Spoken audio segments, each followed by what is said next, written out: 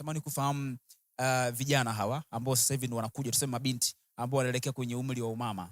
Wazee miaka 35 na kuendelea, nafikiri ndio mama huyo, sivyo? Anatambulika hivyo. Natamani kujua mnawaandaa vipi mabinti kuja kuwa jewawi wazuri wadogo mpaka waje kuwa baadaye wakubwa baadaye. Mnawaandaa vipi hao mabinti?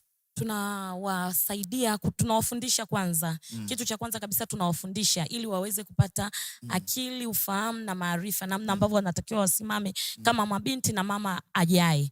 Kwamba tunawaandaa, kwanza kitu cha kwanza tunawaombea ili kwamba waje wawe mama wazuri. Kwa sababu ukiangalia katika ile Yeremia 9 anasema, lakini lisikieni neno la Bwana enyi wanawake, na masikio yenu yapokee neno la kinywa chake, kwamba mkawafundishe binti zenu kuomboleza. Kwa hiyo hicho ndicho kitu cha kwanza tunachokifanya. Tunafundisha binti zetu kuomboleza, kwa sababu watakapojua namna ya kuomboleza wataombolezea kanisa. Watakapojua namna ya kuomboleza wataombolezea familia zao, wataombolezea wame zao. Ndivyo hivyo vitu vikubwa tunavyopandikiza katikati ya mabinti zetu.